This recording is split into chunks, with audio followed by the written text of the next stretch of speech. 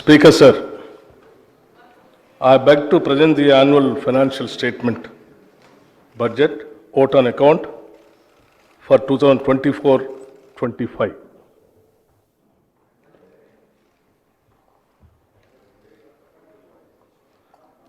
గౌరవ అధ్యక్ష, తెలంగాణ రాష్ట్ర 3వ శాసనసభ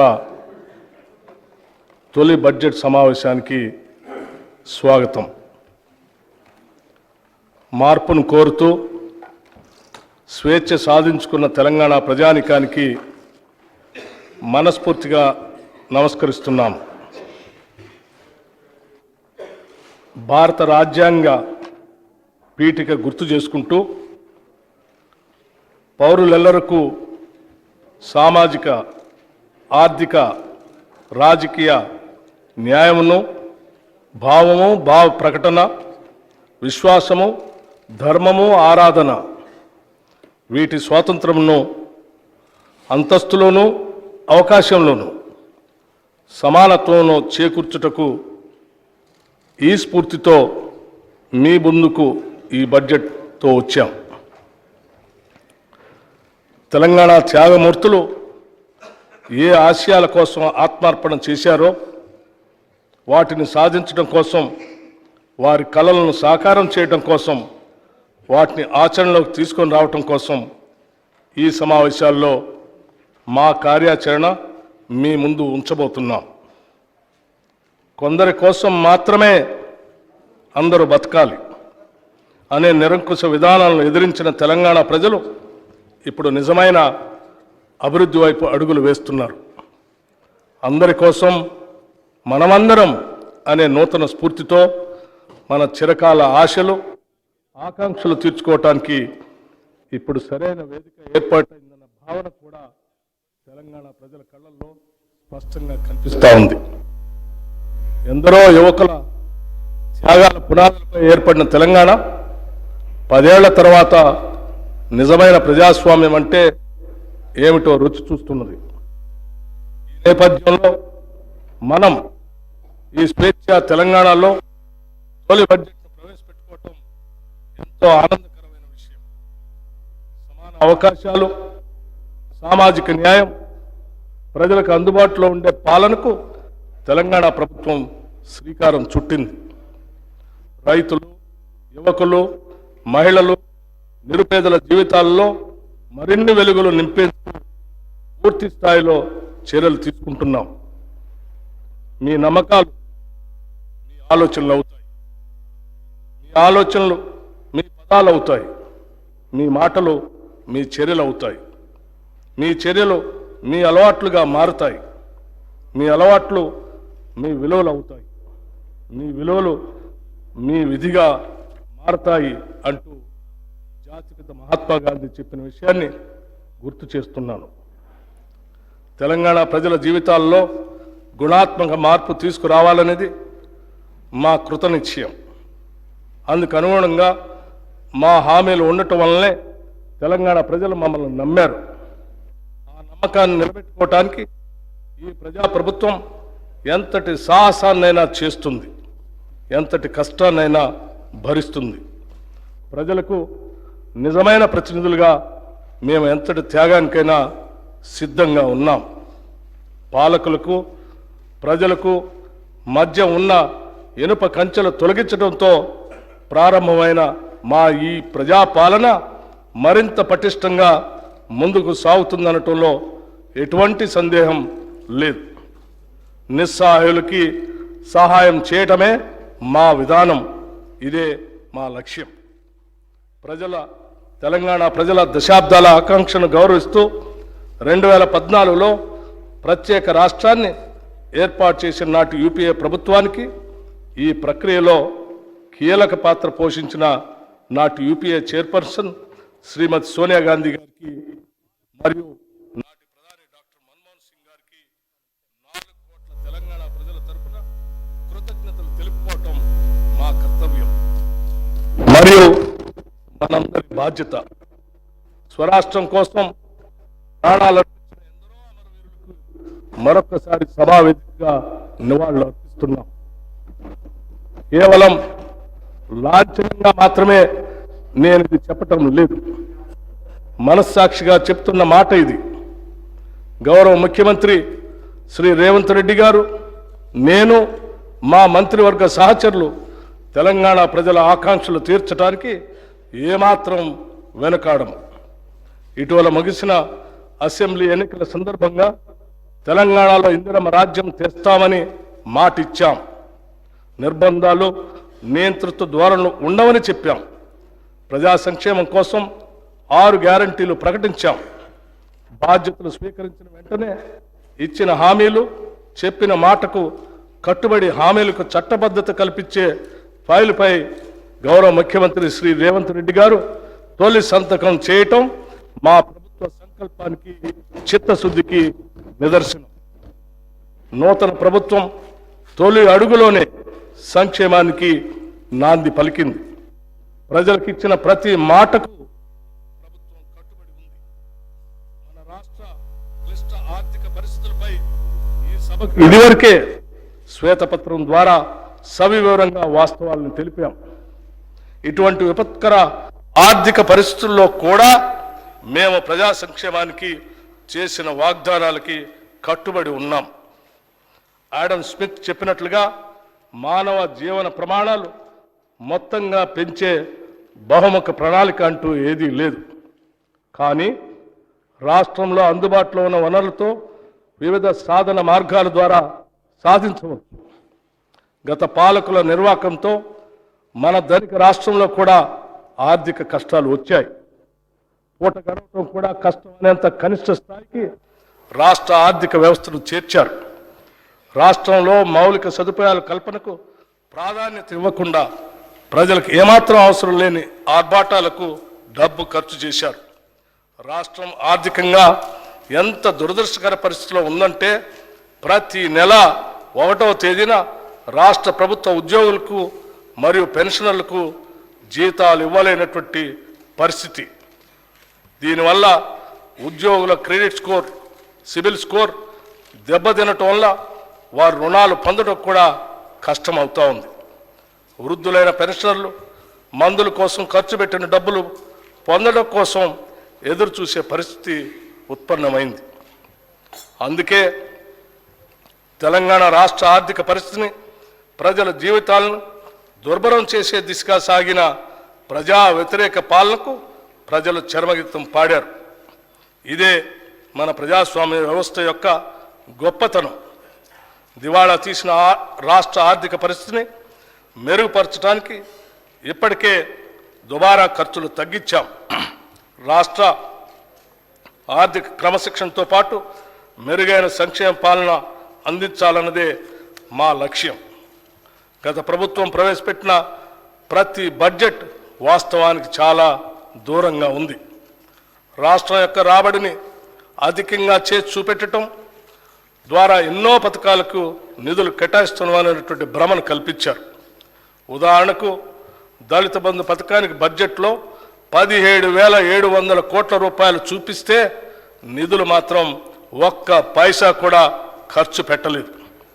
అంతేకాకుండా 2021-22 సంవత్సరానికి క్యాగ్ లెక్కల ప్రకారం షెడ్యూల్డ్ కులాల అభివృద్ధికి డిమాండ్లో 4,874 కోట్ల రూపాయలు నిధులు ఖర్చు చేయలేదు. గిరిజన అభివృద్ధిలో 2,918 కోట్ల రూపాయలు ఖర్చు చేయలేదు. వెనుకబడిన తరగతుల అభివృద్ధిలో 1,437 కోట్ల రూపాయలు ఖర్చు చేయలేదు. అదేవిధంగా రైతులకు వడ్డీ లేని రుణాల కొరకు కేవలం 2014-15 ఆర్థిక సంవత్సరం నుంచి 2023-24 ఆర్థిక సంవత్సరం వరకు 1,067 కోట్ల రూపాయలు బడ్జెట్ పెట్టి కేవలం 297 కోట్ల రూపాయలు మాత్రమే ఖర్చు పెట్టారు. అదేవిధంగా మహిళలకు 2014-15 ఆర్థిక సంవత్సరం నుంచి 2023-24 ఆర్థిక సంవత్సరం వరకు 7,848 కోట్ల రూపాయలు బడ్జెట్ పెట్టి కేవలం 2,685 కోట్ల రూపాయలు మాత్రమే ఖర్చు పెట్టారు. ఈ విధంగా సమాజంలోని 90% జనాభా ఉన్న ఎస్సీ, ఎస్టీ, బీసీ, మైనారిటీ మరియు మహిళల కోసం గొప్పలు చెప్పుకోవటానికి పథకాలు బడ్జెట్లో ఉన్నాయి తప్పితే వాటికి నిధుల విడుదల లేవు.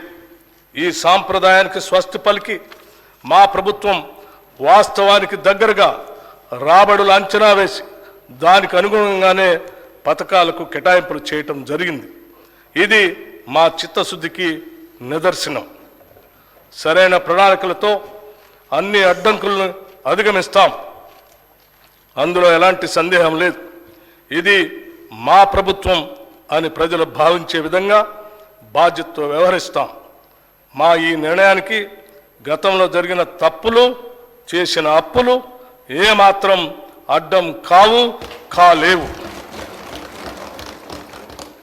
ఇదే స్ఫూర్తితో, ఆశయంతో, ప్రజా ఆశీర్వాదంతో ఈ బడ్జెట్ను ప్రవేశపెడుతున్నాం. 2023-24 ఆర్థిక సంవత్సరంలో తెలంగాణ రాష్ట్ర స్థూల ఉత్పత్తి ప్రస్తుత ధరలో 2022-23తో పోల్చినప్పుడు 13,02,371 కోట్ల రూపాయల నుండి 14,49,708 కోట్ల రూపాయలకి పెరిగింది. అయితే ఆర్థిక వృద్ధి రేటు అదే కాలంలో 14.7% నుండి 11.3% క్షీణించింది. దేశీయ స్థాయిలో వృద్ధి రేటు మాత్రం 16.1% నుండి 8.9% పడిపోయి మరింత ఎక్కువగా క్షీణించింది. పర్యవసానంగా భారతదేశ జీడిపి వృద్ధి రేటుతో పోలిస్తే తెలంగాణ రాష్ట్ర వృద్ధి రేటు 2.4% ఎక్కువ. తెలంగాణ ఆర్థిక వృద్ధి రేటు స్థిరమైన ధరల్లో గత సంవత్సరం 7.5% నుండి 1% తగ్గి ఈ సంవత్సరానికి 6.5% పడిపోయింది. దేశ స్థాయిలో ఈ వృద్ధి +0.1%గా ఉంది. తెలంగాణ ఆర్థిక వృద్ధి రేటు తీవ్ర క్షీణతను చవిచూసిందనేది స్పష్టమవుతా ఉంది. తెలంగాణ మరియు భారతదేశం యొక్క ప్రస్తుత మరియు స్థిరమైన ధరల వద్ద భిన్నమైన వృద్ధి రేట్లు తెలంగాణలో ఉన్న అధిక ద్రవ్యోల్బణం రేటును సూచిస్తున్నాయి. 2023 డిసెంబర్లో తెలంగాణలో 6.65%గా ఉన్న వినియోగదారుల ధరల సూచిక 5.69%గా ఉన్న దేశ సగటుతో పోలిస్తే చాలా అధికంగా ఉంది. అధిక ద్రవ్యోల్బణం ఉన్న రాష్ట్రాలలో తెలంగాణ 5వ స్థానంలో ఉంది. 2023-24 ఆర్థిక సంవత్సరంలో తెలంగాణ ఆర్థిక వ్యవస్థ వివిధ రంగాల్లో పనితీరు ఒకేలా లేదు. దీనికి అనేక కారణాలు ఉన్నాయి. ప్రాథమిక రంగాల్లో ఒకటైన వ్యవసాయం చాలా క్షీణించింది. వ్యవసాయ రంగంలో పంటల ద్వారా వచ్చే స్థూల విలువ 49,059 కోట్ల రూపాయల నుండి 45,723 కోట్ల రూపాయలకు తగ్గి -6.8% వృద్ధి రేటుగా నమోదు అయింది. ఈ గణనీయమైన తగ్గుదలకి ప్రధాన కారణం ప్రతికూల వాతావరణ పరిస్థితులు, నైరుతి రుతుపవనాలు 17 రోజులు ఆలస్యమయ్యాయి మరియు సీజన్లో వర్షపాతంలో తీవ్ర హెచ్చుతగ్గులు వచ్చాయి. ముఖ్యంగా ఆగస్టు మరియు అక్టోబర్లో పంటలు కీలక దశలో ఉన్నప్పుడు వర్షపాతం గణనీయంగా తగ్గింది. దీనికి తోడు దీర్ఘకాలం పాటు పొడిగాలులు, భూగర్భ జలాల క్షీణత మరియు కృష్ణాబేసిన్లో తగినంత నీటి లభ్యత లేకపోవడంతో వరి, పత్తి, మొక్కజొన్న, కంది, శనగ వంటి కీలక పంటల విస్తీర్ణం భారీగా తగ్గింది. అదే సమయంలో తెలంగాణ ఆర్థిక వ్యవస్థలో ఇతర రంగాలకు కూడా వృద్ధి రేట్లో తరుగుదల నమోదు చేశాయి. విద్యుత్, గ్యాస్, నీటి సరఫరా, వాణిజ్యం మరియు మరమ్మత్తు సేవలు, హోటళ్ళు మరియు రెస్టారెంట్లు, రైల్వేలు మరియు వాయు రవాణా వంటి రంగాలలో గణనీయమైన తగ్గుదల కనిపించింది. అయితే తయారీ రంగంలో మాత్రం పెరుగుదల కనిపించింది. గత సంవత్సరంలో నమోదైన 1.3% వృద్ధితో పోలిస్తే ఈ సంవత్సరం 5.9%గా వృద్ధి చెందింది. రియల్ ఎస్టేట్, నిర్మాణం మరియు మైనింగ్, క్వారీ వంటి ఇతర రంగాలు కూడా మునుపటి సంవత్సరంతో పోలిస్తే 2023-24లో అధిక వృద్ధి రేటును నమోదు చేశాయి. తెలంగాణ తలసరి ఆదాయం ప్రస్తుత ధరల ప్రకారం 2023-24లో 3,43,297 రూపాయలుగా ఉంటుందని అంచనా. గత తలసరి ఆదాయం 3,09,912 రూపాయలు. దీనితో పోలిస్తే ఈ సంవత్సరం పెరుగుదల కనిపిస్తున్నప్పటికీ వృద్ధి రేటు మాత్రం క్షీణించింది. కాంగ్రెస్ పార్టీ ఎన్నికల మేనిఫెస్టోలో ప్రకటించిన విధంగా అధికారంలోకి వచ్చిన వెంటనే ప్రగతి భవన్ను మహాత్మా జ్యోతిబా పూలే భవన్గా మార్చి ప్రజా పరిపాలనకి శుభారంభం చేశాం. ప్రతి వారం 2 రోజుల్లో ప్రజావాణి నిర్వహిస్తూ ప్రజల కష్టాలను ప్రత్యక్షంగా తెలుసుకుంటున్నాం. ఈ 2 నెలల్లో 43,054 దరఖాస్తులు వస్తే వాటిలో 14,951 ఇళ్ల కొరకు, 8,927 భూ సమస్యల గురించి, 3,267 పెన్షన్ల గురించి మరియు 3,134 ఉద్యోగ కల్పన గురించి వచ్చాయి.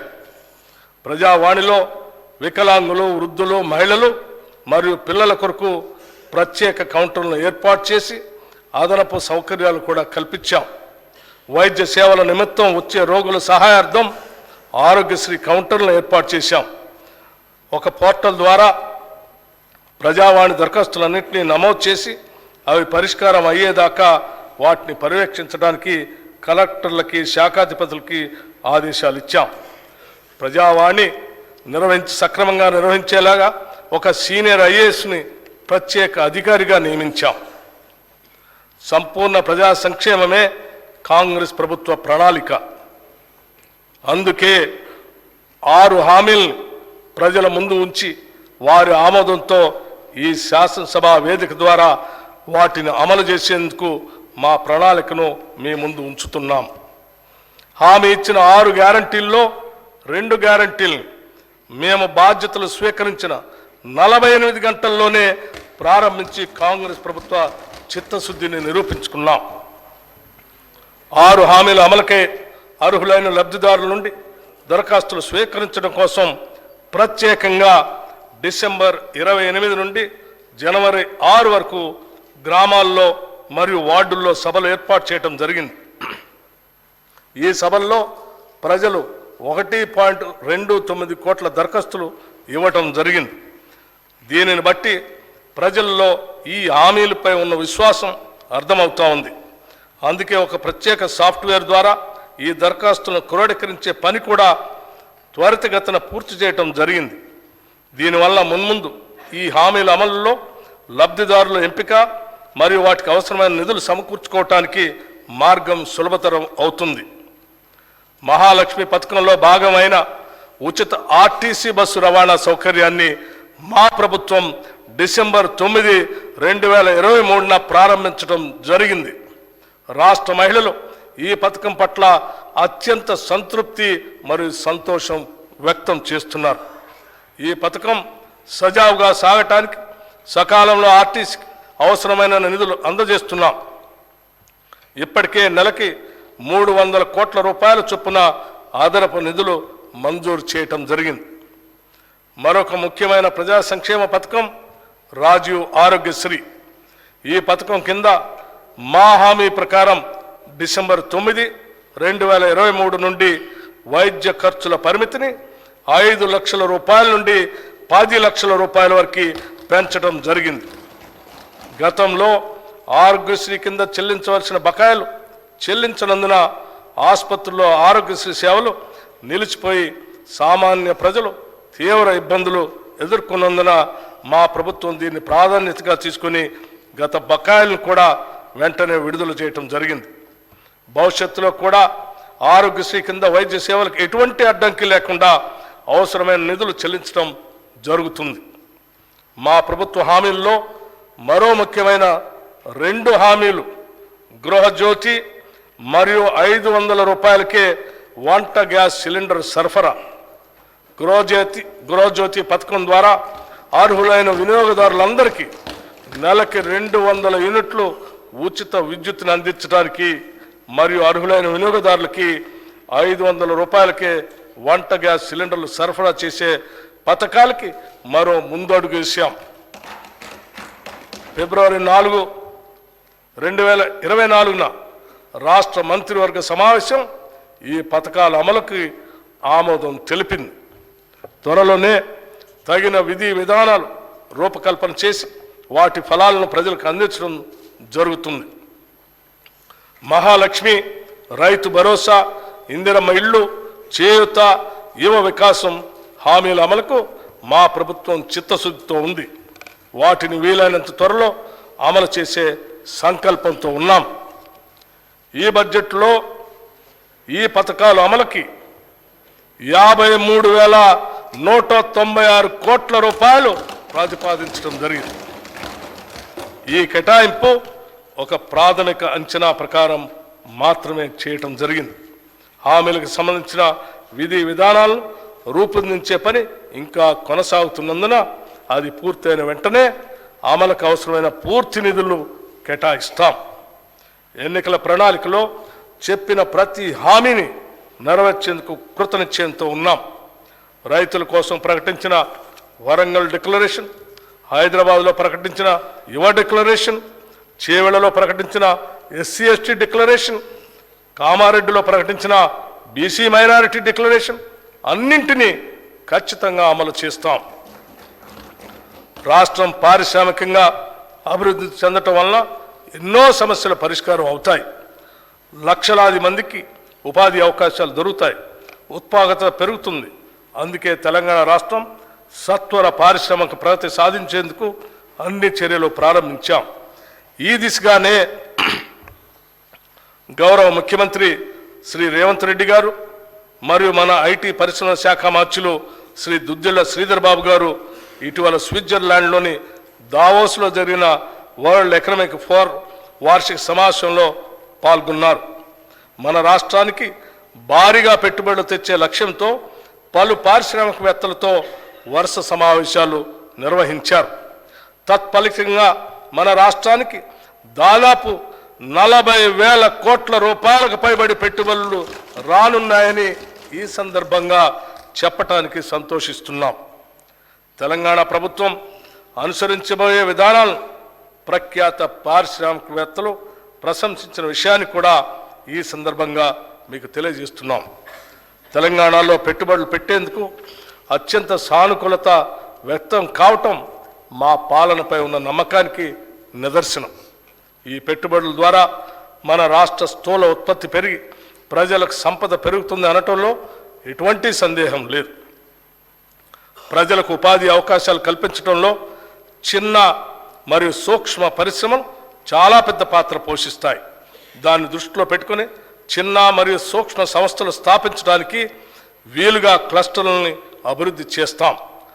రాష్ట్ర నిధులతో పాటు కేంద్ర ప్రభుత్వ micro small enterprises cluster development program పథకం ద్వారా కూడా దీనికి అవసరమైన నిధులు సమీకరిస్తాం. రాష్ట్ర నిధులతో పాటు పిఎం మిత్ర నిధుల్ని వినియోగించుకొని కాకతీయ మెగా టెక్స్టైల్ పార్క్ని మరింతగా అభివృద్ధి పరుస్తాం. ప్రభుత్వం తరఫున 2 లెదర్ పార్కులను కూడా ఏర్పాటు చేయబోతున్నాం. పారిశ్రామిక అభివృద్ధి అనేది ఒక చోట కేంద్రీకృతం అయినప్పుడు ప్రాంతీయ ఆర్థిక అసమానతలు తలెత్తుతాయి. ఇది దృష్టిలో పెట్టుకొని రాష్ట్ర నలుమూలలు అభివృద్ధి చెందటానికి ఫార్మా క్లస్టర్లను ఏర్పాటు చేయడానికి నిర్ణయించాం. ఈ క్లస్టర్ల ఏర్పాటులో భూసేకరణ జరిగేటప్పుడు ప్రజల ఇళ్లకు ఆస్తులకు నష్టం వాటిల్లకుండా వాటి నివాస స్థలాలకి దూరంగా ఏర్పాటు చేయటం జరుగుతుంది. తెలంగాణ రాష్ట్రానికి తీర ప్రాంతం లేదు. అందువల్ల సరుకు రవాణా పోర్టులు అందుబాటులో లేవు. ఈ లోటును భర్తీ చేసుకోవడానికి డ్రై పోర్టులను అందుబాటులోకి తీసుకొని రావడానికి ఒక బృహత్తర ప్రణాళికను రూపొందించాం. డ్రై పోర్టులు ఏర్పాటు చేయడం ద్వారా సరుకు రవాణా ఖర్చులు గణనీయంగా తగ్గుతాయి. మన ఉత్పత్తుల్ని సులభంగా ఎగుమతి చేసుకునే సౌకర్యం మన రాష్ట్ర పారిశ్రామిక రంగానికి అందించబోతున్నాం. ఈ బడ్జెట్లో పరిశ్రమల శాఖకి 2,543 కోట్ల రూపాయలు ప్రతిపాదిస్తున్నాం. దివంగత ప్రధాని శ్రీ రాజీవ్ గాంధీ గారు అన్నట్లుగా భారతదేశం పారిశ్రామిక విప్లవం యొక్క అవకాశం కోల్పోయింది. కానీ కంప్యూటర్ విప్లవం మాత్రం కోల్పోలేము.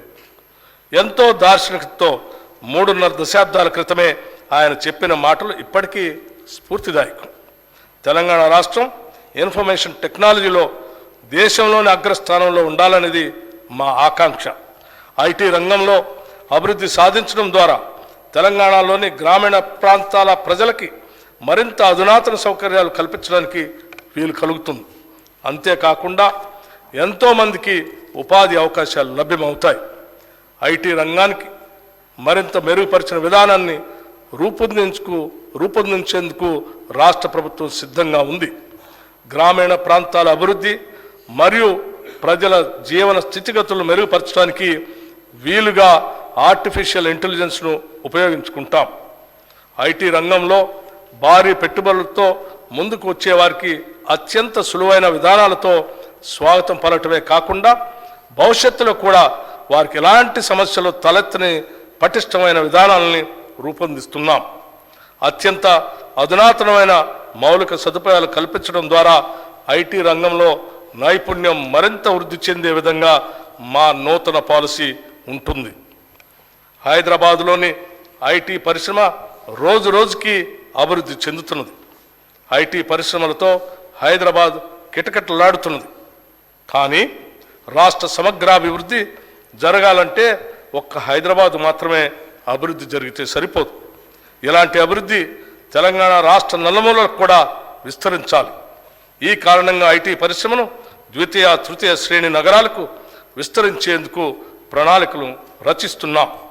రాష్ట్ర వ్యాప్తంగా అన్ని ప్రాంతాల్లో ఐటీ పరిశ్రమలు రావాలంటే పటిష్టమైన విధానం ఉండాలి. అందుకే అమెరికాలోని ఐటీ సర్ అనే సంస్థతో సంప్రదింపులు జరుపుతున్నాం. దీనివల్ల తెలంగాణ రాష్ట్రం ఐటీ రంగంలో తిరుగులేని శక్తిగా మారుతుందనటంలో సందేహం లేదు. దేశంలోనే అత్యంత పటిష్టమైన ఫైబర్ నెట్వర్క్ కనెక్షన్ ఉండే రాష్ట్రంగా తెలంగాణని తీర్చిదిద్దుతాం. ఈ బడ్జెట్లో ఐటీ శాఖకు 774 కోట్ల రూపాయలను ప్రతిపాదిస్తున్నాం. ప్రజాస్వామ్యం అనేది కేవలం ప్రభుత్వ రూపం కాదు. ఇది ప్రాథమికంగా అనుబంధిత జీవన విధానం, ఉమ్మడి కమ్యూనిటీ అనుభవం. ఇది తప్పనిసరిగా తోటివారి పట్ల గౌరవం మరియు గౌరవప్రదమైన వైఖరి అన్కోట్ డాక్టర్ బిఆర్ అంబేద్కర్. గ్రామాల అభివృద్ధితో ప్రతి పల్లె కళకళలాడేలా చేయటమే మా ప్రభుత్వ ప్రాధాన్యత. అందుకే గ్రామీణ అభివృద్ధి విషయంలో గత 10 ఏళ్లలో పడ్డ తప్పటడుగుల్ని సరిచేయబోతున్నాం. ప్రతి గ్రామం యూనిట్గా గ్రామాల అభివృద్ధికి ప్రణాళిక తీసుకొని ముందుకు వెళుతున్నాం. మనస వాచ కర్మణ ప్రజాస్వామ్య వ్యవస్థలో తమ కర్తవ్యాల్ని తామే నిర్వర్తించేలాగా చూస్తాం. ఇది మేమేదో ప్రజాస్వామ్యానికి చేస్తున్న మేలు కాదు. గ్రామాల్లోని అణగారిన వర్గాలకు, గ్రామీణ పేదలకు మేము కల్పిస్తున్న హక్కు, నిస్సహాయులకి అభాగ్యులకి మేమిస్తున్న గ్యారంటీ, సామాజికంగా అన్యాయం ఎదుర్కొంటున్న వారికి మేమిస్తున్న ధైర్యం. మీకు తెలుసు, దేశానికి గ్రామాలే పట్టుగొమ్మలని మహాత్మా గాంధీ చెప్తే దాన్ని ఆచరించి చూపించిన గొప్ప ప్రధాని కీర్తిశేషులు రాజీవ్ గాంధీ గారు. దేశంలో గ్రామ స్వరాజ్యానికి బాటలు వేసేందుకు ఆనాటి ప్రధాని రాజీవ్ గాంధీ ప్రభుత్వం 73-74వ రాజ్యాంగ సవరణను ప్రతిపాదించింది. గ్రామ పంచాయతీలకి ఆర్థిక వెసులుబాటు కల్పించడమే కాకుండా వారి అభివృద్ధి ప్రణాళికను వారే రూపొందించుకునే విధంగా కేంద్రం నుంచి నేరుగా నిధుల్ని పంచాయతీలకు అందజేసిన ఘనత అప్పటి కాంగ్రెస్ ప్రభుత్వానికే దక్కుతుంది. గ్రామ పంచాయతీల్ని మరింత బలోపేతం చేస్తాం. సకాలంలో నిధులు అందించి గ్రామాభ్యుదయానికి బాటలు వేస్తాం. గ్రామీణ ప్రాంతాలలో సురక్షిత తాగునీరు ఇప్పటికీ పూర్తిగా అందుబాటులో లేదు. 35,752 కోట్ల రూపాయలు ఖర్చు చేసి మిషన్ భగీరథ పూర్తి చేశామని గత ప్రభుత్వం గొప్పలు చెప్పింది. వాస్తవానికి ఇన్ని వేల కోట్లు ఖర్చు చేసినా ఈనాటికి రాష్ట్రంలో సురక్షిత మంచినీరు లేని గ్రామాలు ఎన్నో ఉన్నాయి. కేంద్ర జల మంత్రిత్వ శాఖ కూడా అప్పటి రాష్ట్ర ప్రభుత్వం తెలంగాణలో 100% ఇళ్లకు సురక్షిత మంచినీరు అందుతుందని చెప్పడాన్ని తప్పుబట్టింది. ఈ విషయంలో అప్పటి రాష్ట్ర ప్రభుత్వం తప్పుడు నివేదికలు ఇవ్వటం వల్ల కేంద్ర జల మంత్రిత్వ శాఖ మన రాష్ట్రానికి హక్కుగా రావాల్సిన నిధులు కూడా ఇవ్వలేదు. స్థానికంగా ఉన్న నీటి వనరుల్ని వాడుకోవటం కాకుండా సుదూర ప్రాంతాల నుంచి పైప్ లైన్ల ద్వారా తాగునీరు అందించే ప్రయత్నం చేయటం వలన ఖర్చు ఎన్నో రెట్లు పెరిగి చివరకు సమస్యలు తలెత్తుతున్నాయి. స్థానిక నీటి వనరులను నిర్లక్ష్యం చేసి ఎక్కడి నుంచో నీరు తేవటం అనేది ప్రయాసతో కూడుకున్న పని. కేవలం కాంట్రాక్టర్లు మాత్రమే ఈ కార్యక్రమం ద్వారా లాభపడ్డారు. ఈ కారణంగా గ్రామీణ పేదలు సురక్షిత మంచినీటి కోసం ఇంకా ఇబ్బంది పడుతూనే ఉన్నారు. మిషన్ భగీరథ కార్యక్రమాన్ని ఇప్పటికైనా ప్రక్షాళన చేయకపోతే ఎంతో ప్రజాధనం వృధా అయ్యే ప్రమాదం ఉందని మీకు తెలియజేస్తున్నాం. అందుకే ఈ దిశగా దిద్దుబాటు చర్యలు ప్రారంభించాం. 2014 సంవత్సరంలో కొత్తగా ఏర్పడిన మన రాష్ట్రానికి మొదటి ఆర్థిక సంఘం నియమించుకోవటం జరిగింది. రాష్ట్ర ఆర్థిక సంఘం తన నివేదికలో రాష్ట్ర నికర స్వంత పన్నుల ఆదాయంలో 11% నిధులు గ్రామీణ మరియు పట్టణ స్థానిక సంస్థలకు కేటాయించమని సిఫార్సు చేసింది. ఈ 11%లోని 61% నిధులు గ్రామీణ స్వయం ప్రతిపత్తి సంస్థలు కేటాయించాలని కూడా సిఫార్సు చేసింది. ఈ సిఫార్సుల్ని గత రాష్ట్ర ప్రభుత్వం పట్టించుకోలేదు. నిబంధనల ప్రకారం రాష్ట్ర ఆర్థిక సంఘం యొక్క నివేదికపై తీసుకున్న చర్యలను అసెంబ్లీలో ఉంచాలి. అయినా కూడా దాన్ని పూర్తిగా నిర్లక్ష్యం చేశారు. మా ప్రభుత్వం ఆ సిఫార్సులను వెంటనే ఆమోదించింది. ఆ ప్రకారమే నిధులు విడుదల చేస్తుంది. 1 దశాబ్దం వరకు కూడా శాసనసభలో రాష్ట్ర ఆర్థిక సంఘ నివేదికను ప్రవేశపెట్టలేదు. దానిని మా ప్రభుత్వం ఆమోదించి ఈ సభ ముందు ఉంచుతున్నాము. ఈ బడ్జెట్లో పంచాయతీరాజ్ గ్రామీణ అభివృద్ధి శాఖకు 40,080 కోట్ల రూపాయలు ప్రతిపాదిస్తున్నాం. తెలంగాణ రాష్ట్రానికి హైదరాబాద్ పాలనా కేంద్రం మాత్రమే కాదు, రాష్ట్ర అభ్యున్నతికి అవసరమైన ఆర్థిక వనరులను అందించే గుండెకాయ లాంటిది. హైదరాబాద్కు ఈ ఆర్థిక శక్తినిచ్చింది గత కాంగ్రెస్ ప్రభుత్వాలే. రక్షణ రంగ సంస్థలు, ఫార్మా పరిశ్రమలు, ఐటీ పరిశ్రమలు వంటి మౌలిక పరిశ్రమల స్థాపన మొదలుకొని మెట్రో రైలు వరకు, శంషాబాద్ విమానాశ్రయం మొదలుకొని ఓఆర్ఆర్ వరకు, తాగునీటి అవసరాల కోసం మంజీరా, కృష్ణా మరియు గోదావరి జలాల సరఫరా, నగరానికి 24 గంటల విద్యుత్ సరఫరా చేసే వ్యవస్థతో పాటు హైదరాబాదులో అంతర్జాతీయ స్థాయి మౌలిక సదుపాయాల కల్పన కూడా జరిగింది కాంగ్రెస్ ప్రభుత్వాల హయాంలోనే. హైదరాబాద్ అభివృద్ధి ద్వారా సృష్టించబడిన సంపద కొందరు అధికారులకో లేదా నాయకుల స్వార్థం కోసం కాదు, అది యావత్తు ప్రజలందరికీ చెందాలనేదే మా లక్ష్యం, మా మార్గం. అందుకే పాలనా పరంగా అన్ని సంస్థలని, వ్యవస్థల్ని ప్రక్షాళన చేస్తున్నాం. మూసీ ప్రక్షాళనతో పాటు మూసీ పరివాహక ప్రాంతాన్ని ఉపాధి కల్పనా జోన్గా మార్చే కార్యాచరణ మొదలుపెట్టాం. మూసీ అంటే ముక్కు మూసుకొని పోవాల్సిన పరిస్థితి నుండి దానిని పునరుజ్జీవింప చేయడానికి వడివడిగా అడుగులు వేస్తున్నాం. మూసీ రివర్ ఫ్రంట్ని అభివృద్ధి పరిచేందుకు నూతన విధానాలను ఆకలింపు చేసుకుంటున్నాం. గౌరవ ముఖ్యమంత్రి శ్రీ రేవంత్ రెడ్డి గారు మరియు అధికారులు ఇటీవల లండన్ పర్యటన సందర్భంగా థేమ్స్ నదీ నిర్వహణ తీరుని పరిశీలించారు. మాత్రం కాలుష్యం లేకుండా థేమ్స్ నది లండన్ నగరం మధ్య నుంచి ప్రవహిస్తున్న తరహాలోనే మూసీ రివర్ ఫ్రంట్ని అభివృద్ధి పరచాలని ఆకాంక్షిస్తున్నాం. ఈ మేరకు ఇటీవల హైదరాబాద్ వచ్చిన British high commissioner Alex Ellis మరియు నీతి ఆయోగ్ వైస్ చైర్మన్ శ్రీ సుమన్ బెర్రీలతో కూడా ప్రభుత్వం చర్చలు జరిపింది. Musi river front development project ద్వారా ఈ కార్యక్రమం చేపడతాం. దీనిలో భాగంగా పాదచారుల జోన్లు, పీపుల్స్ ప్లాజాలు, పాత నగరంలోని హెరిటేజ్ జోన్లు, హాకర్ జోన్లు, చిల్డ్రన్స్ థీమ్ పార్కులు, ఎంటర్టైన్మెంట్ జోన్లు అభివృద్ధి చేస్తాం. మూసీ నదీ తీరాన్ని ఒక పర్యావరణ హిత పద్ధతిలో సమగ్ర ప్రణాళికతో అద్భుతంగా తీర్చిదిద్దుతాం. మన సాంస్కృతిక కట్టడాల పరిరక్షణ కూడా ఈ పథకంలో భాగంగా అమలు చేస్తాం. దీనికి కావలసిన నిధుల్లో ఎక్కువ శాతం నది చుట్టూ ఉన్న భూముల్ని వాణిజ్య అవసరాలకు అనుగుణంగా మార్చి సమకూరుస్తాం. భవిష్యత్తులో ఈ project Charminar, hitech city, Salar Jung museum మరియు ఇతర పర్యాటక స్థలాలతో సమానంగా పోటీ పడుతుందనటంలో ఎటువంటి సందేహం లేదు. హైదరాబాద్ మెడలో అందమైన హారంలాగా మూసీ నదిని తీర్చిదిద్దుతాం. దీనికోసం 1000 కోట్ల రూపాయలు ఈ బడ్జెట్లో ప్రతిపాదిస్తున్నాం. తెలంగాణలో అభివృద్ధి వికేంద్రీకరణకి ప్రభుత్వం కట్టుబడి ఉంది. హైదరాబాద్ కేంద్రంగా రాష్ట్రాన్ని 3 జోన్లుగా ప్రభుత్వం భావిస్తుంది. ఔటర్ రింగ్ రోడ్ లోపల ఉన్న హైదరాబాద్ నగరం పట్టణ ప్రాంతంగా, ఔటర్ రింగ్ రోడ్డు ప్రతిపాదిత రీజనల్ రింగ్ రోడ్డు మధ్య ఉన్న ప్రాంతం పెరి అర్బన్ జోన్గా, ప్రతిపాదిత రీజనల్ రింగ్ రోడ్ ఆవల ఉన్న భాగాన్ని గ్రామీణ జోన్గా నిర్ధారించి దానికి తగ్గట్లుగా అభివృద్ధి ప్రణాళికలు సిద్ధం చేయాలని ప్రభుత్వం ఆలోచిస్తుంది.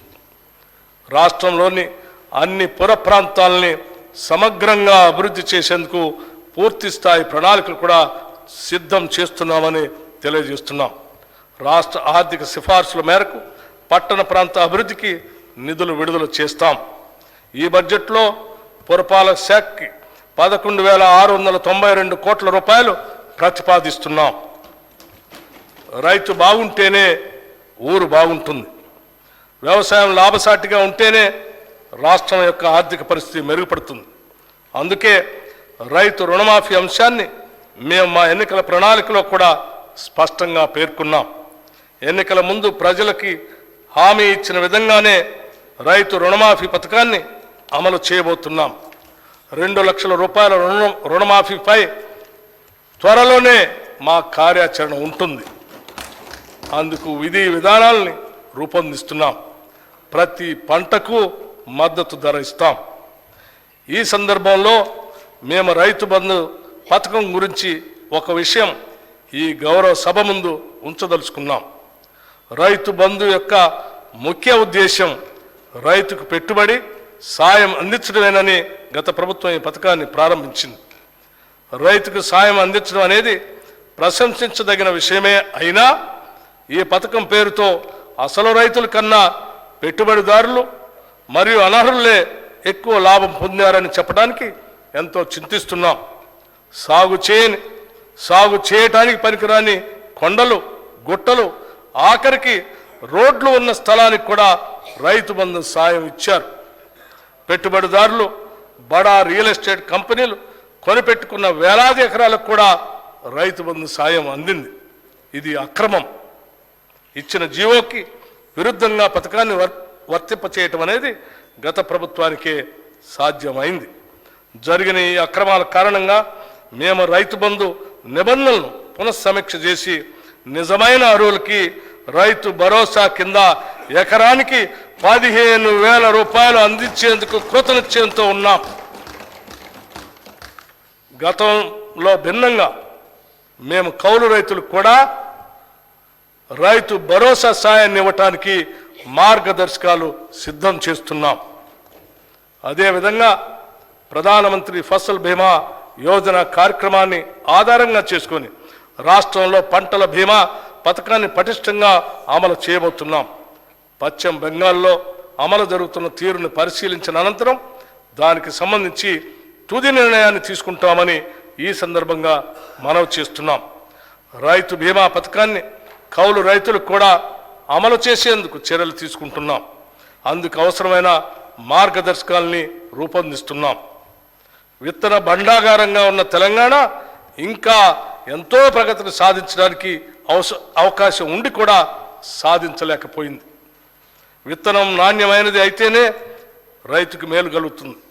విత్తనం నాసిరకంది అయితే రైతు శ్రమంతా బూడిదలో పోసిన పన్నీరు అవుతుంది.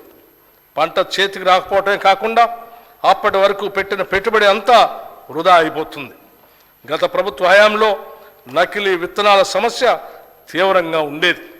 గత ప్రభుత్వం అచేతనం వల్ల, నకిలీ విత్తనాల వల్ల అనేక మంది రైతులు మోసపై ఆత్మహత్యలకు కూడా పాల్పడ్డారు. నాసిరకం విత్తనాల్ని, నకిలీ విత్తనాల్ని అరికట్టేందుకు మా ప్రభుత్వం కఠిన చర్యలు తీసుకుంటుంది. రైతుకు నష్టం చేసే ఏ విత్తన వ్యాపారిని మా ప్రభుత్వం ఉపేక్షించదు.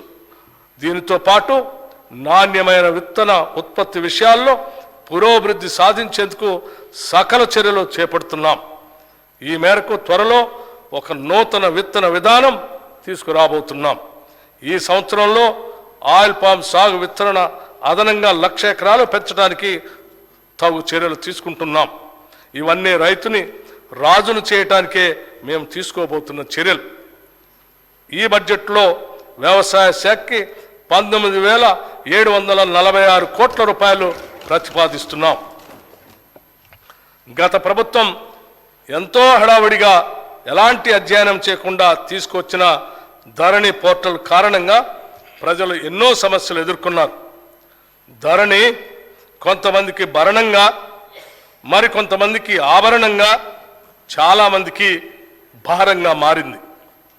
గత ప్రభుత్వం చేసిన తప్పులతో ఎంతోమంది తమ అవసరాల కోసం సొంత భూమిని కూడా అమ్ముకోలేకపోయారు. పిల్లల పెళ్ళిళ్ళకి, చదువులకి, ఇతర అవసరాలు తీర్చుకోలేక తీవ్ర ఆవేదన చెందారు. ఇదంతా లోపభూయిష్టమైన ధరణి పోర్టల్ కారణంగానే జరిగింది. ఇప్పుడు మా ప్రభుత్వం ఏర్పడిన తర్వాత రికార్డులు పరిశీలించిన మీదట ఇది నిజమేనని తేలింది. అందుకే ఈ సమస్యను పరిష్కరించేందుకు మా ప్రభుత్వం అత్యధిక ప్రాధాన్యతనిచ్చింది.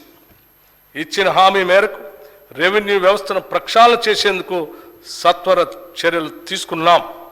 ధరణి పోర్టల్ అమలు కారణంగా వచ్చిన సమస్యలను అధ్యయనం చేయడానికి 5 సభ్యులతో ఒక కమిటీని నియమించాం.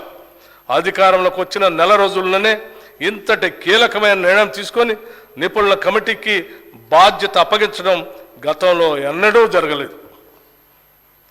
ఎస్సీ, ఎస్టీ మరియు మైనార్టీ సంక్షేమం కోసం పెద్ద ఎత్తున ఆలోచన చేస్తున్నాం. Quote reverend Martin Luther King junior అన్నట్టు నాకు ఒక కల ఉంది. ఒక రోజున మన దేశం నిజమైన ఆదర్శాల స్వరూపంగా ఎదుగుతుందని ఆశిస్తున్నాను. మనుషులంతా సమానంగా సృష్టించబడ్డారు అన్న సత్యానికి ఆదర్శంగా నిలుస్తుంది అని తలుస్తున్నాను. అన్కోట్. జనాభాలో అత్యధిక శాతం మంది ఇంకా పేదరికంలోనే ఉంటే అది నిజమైన అభివృద్ధి కాదు. మన తెలంగాణ రాష్ట్రంలో గత దశాబ్ద కాలంగా పేదలకి ధనికులకి మధ్యన అంతరం మరింత పెరిగింది. అందుకే రాష్ట్ర సంపద వనరులు ప్రజలందరికీ చెందేటట్లుగా చేస్తామని మేము ఇచ్చిన హామీల్ని ప్రజలు విశ్వసించారు. వారి విశ్వాసానికి విఘాతం కలిగించకుండా పటిష్టమైనటువంటి ప్రణాళికతో ముందుకు సాగుతామని, వారికి నిజమైన అభివృద్ధిని అందిస్తామని ఈ సందర్భంగా మీకు తెలియజేస్తున్నాం. ఎస్సీ, ఎస్టీ, మైనార్టీ విద్యార్థుల భవిష్యత్తు కొరకు ఏర్పాటు చేసిన గురుకుల పాఠశాలను మరింతగా అభివృద్ధి పరుస్తాం. సొంత భవనాలు లేని గురుకుల పాఠశాలకు నూతనంగా అన్ని వసతులతో కూడిన భవనాలని నిర్మించడానికి ప్రణాళికలు సిద్ధం చేస్తున్నాం. అన్ని గురుకుల పాఠశాలల్లో సౌర విద్యుత్తుని ఏర్పాటు చేసి దాని ద్వారా ఆదాయ విద్యుత్ వినియోగ ఛార్జీల్ని తిరిగి అవసరమైన చోట వాటి అభివృద్ధికే ఉపయోగిస్తాం. ఎస్సీ గురుకులాల భవన నిర్మాణాలకి 1,000 కోట్ల రూపాయలు మరియు ఎస్టీ గురుకుల భవనానికి 250 కోట్ల రూపాయలు ఈ బడ్జెట్లో ప్రతిపాదిస్తున్నాం. గురుకుల పాఠశాల సొసైటీ ద్వారా నూతనంగా 2 MBA కళాశాల ఏర్పాటు ప్రక్రియ ప్రారంభించాం. వీటి ప్రతిపాదనలను ఇప్పటికే all India council for textile technical education వారికి తగిన అనుమతి కొరకు సమర్పించడం జరిగింది. రాష్ట్రంలోని గురుకుల పాఠశాలకు బోధనా సిబ్బంది నియామకాలు అతి త్వరలోనే పూర్తి చేయబోతూ ఉన్నాం. ఎస్సీ సంక్షేమానికి 21,874 కోట్ల రూపాయలు, ఎస్టీ సంక్షేమానికి 13,313 కోట్ల రూపాయలు మరియు మైనార్టీ సంక్షేమానికి 2,262 కోట్ల రూపాయలు ప్రతిపాదిస్తున్నాం. బీసీ సంక్షేమం మనిషిని మహోన్నతుడిగా తీర్చిదిద్దేదే విద్య ఒక్కటే అని చెప్పిన మహాత్మా జ్యోతిబా పూలే అడుగుజాడల్లో నడిచేందుకు సంకల్పించుకున్న ప్రభుత్వం మాది. ఈ దిశలోనే మేము బీసీ డిక్లరేషన్ ఇచ్చి తెలంగాణలోని వెనుకబడిన ప్రజల ఆకాంక్షలు తీర్చేందుకు ముందుకు వెళుతున్నాం. గతంలో బీసీల సంక్షేమం కోసం, విద్య కోసం ఎంతో ఘనంగా కేటాయింపులు చేసేవారు. అయితే కేటాయించిన నిధులు విడుదల అయ్యేవి కాదు. కేవలం ఎన్నికల సంవత్సరంలో మాత్రమే కేటాయించిన నిధుల్లో కొంత మేరకు విడుదల చేసేవారు. ఈ విధంగా ప్రజలను మభ్యపెట్టే ఒక దుష్ట సాంప్రదాయాన్ని గత ప్రభుత్వం అనుసరించింది. అయితే పేద బడుగు బలహీన వర్గాలకు చెందిన విద్యార్థులకి మెరుగైన సౌకర్యాలు కల్పించి నాణ్యమైన విద్యను అందించాలన్నదే మా సంకల్పం. అదేవిధంగా సమాజంలోని అత్యంత నిరుపేదలైన వారి కుటుంబాల నుంచి వచ్చే విద్యార్థులు ఎక్కువగా ఉండే గురుకుల పాఠశాలపై మరింత ఎక్కువ మొత్తంలో నిధులు ఖర్చు చేయాలని నిర్ణయించాం.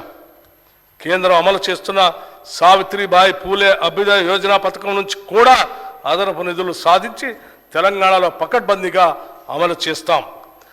బీసీ విద్యార్థులకి ఉపకార వేతనాలను క్రమం తప్పకుండా అందిస్తాం. అంతేకాదు విదేశీ విద్యా పథకం కింద మరింత ఎక్కువ మంది విద్యార్థులకు చేయూత అందిస్తాం.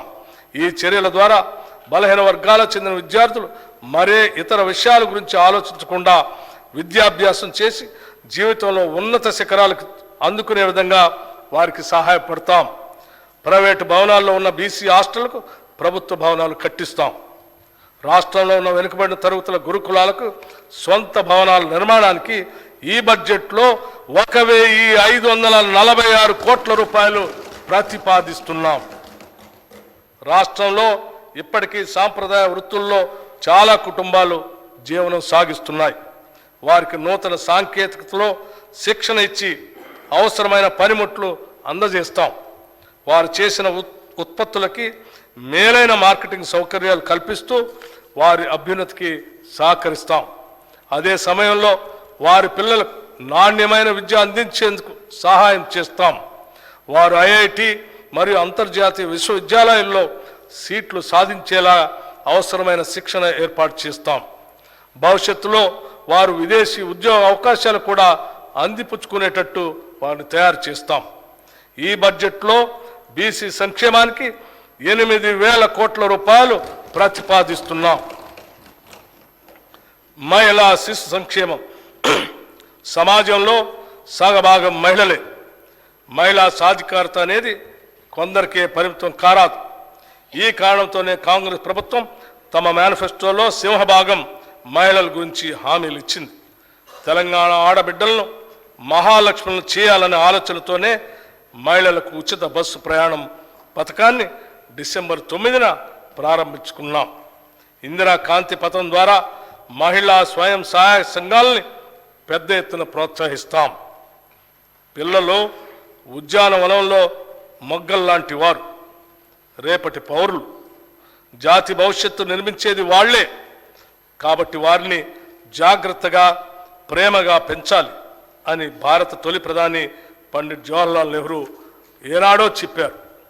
ఆ సూక్తిని పాటించేందుకు రాష్ట్ర ప్రభుత్వం అకుంఠిత దీక్షతో పనిచేస్తుంది. పాఠశాల విద్యపై మా ప్రభుత్వం ఎక్కువ శ్రద్ధ చూపాలని నిర్ణయించింది. అవసరమైన నిధులు అందుబాటులో ఉంచడమే కాకుండా అన్ని స్కూళ్లలో డిజిటల్ క్లాస్ రూమ్లను ఏర్పాటు చేయాలని నిర్ణయించాం. రాష్ట్రంలో ఉన్న 35,781 అంగన్వాడీ కేంద్రాల ద్వారా గర్భిణీ స్త్రీలకు, బాలింతలకు పోషకాహారాన్ని అందించే కార్యక్రమాన్ని పటిష్టంగా చేపడుతున్నాం. విద్యారంగం. తెలంగాణ రాష్ట్రాన్ని ఎడ్యుకేషన్ హబ్గా తయారు చేయాలనేది రాష్ట్ర ప్రభుత్వ సంకల్పం.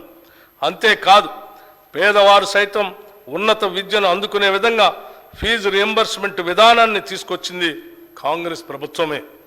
అయితే గత ప్రభుత్వం ఫీజు రియంబర్స్మెంట్ నిధులను సరైన సమయంలో విడుదల చేయకపోవటం వల్ల ఎంతోమంది విద్యార్థులు తమ చదువు పూర్తయి కూడా కాలేజీల నుండి తమ అర్హత సర్టిఫికెట్లు పొందలేక ఎన్నో విలువైన అవకాశాలు కోల్పోయి తీరని నష్టం చవిచూశారు. ఆనాడు కాంగ్రెస్ ప్రభుత్వం ప్రారంభించిన సాంప్రదాయాన్ని మరింత పకడ్బందీగా ముందుకు తీసుకువెళ్ళటానికి ఈనాటి మా ప్రభుత్వం కృతనిశ్చయంతో ఉంది. ఫీజు రియంబర్స్మెంట్తో పాటుగా ఎస్సీ, ఎస్టీ, బీసీ, మైనార్టీ బాలబాలికలకు ప్రస్తుత స్కాలర్షిప్లని సకాలంలో అందించేందుకు కూడా అన్ని ఏర్పాట్లను చేస్తున్నాం. ప్రతి మండలానికి అధునాతనమైన సౌకర్యాలతో, అంతర్జాతీయ ప్రమాణాలతో తెలంగాణ పబ్లిక్ స్కూల్ని ఏర్పాటు చేస్తామని ఈ సందర్భంగా మీకు తెలియజేస్తూ ఉన్నాం. కళాశాల స్థాయిలో ఉద్యోగానికి అవసరమైన మేరకు కోర్సులను ప్రవేశపెట్టి పోటీ ప్రపంచంలో తెలంగాణ విద్యార్థులు నెగ్గుకు రాగల సమర్థతను సమకూరుస్తాం. ఉన్నత విద్యా మండలిని పూర్తిగా ప్రక్షాళన చేసి ఉన్నత విద్యలో ప్రమాణాలని మెరుగుపరుస్తాం. పైలట్ ప్రతిపాదికన తెలంగాణ పబ్లిక్ స్కూల్స్ ఏర్పాటుకు ఈ బడ్జెట్లో 500 కోట్ల రూపాయలు ప్రతిపాదిస్తున్నాం. రాష్ట్రంలో సాంకేతిక విద్యను మరింత పటిష్టంగా మరియు పారిశ్రామిక అవసరాలకు అనుగుణంగా సమాయత్తం చేయడానికి మన రాష్ట్రంలోని 65 ఐటీఐల్ని ప్రైవేటు సంస్థల భాగస్వామ్యంతో ఒక బృహత్తర ప్రణాళిక అమలుపరచబోతూ ఉన్నాం.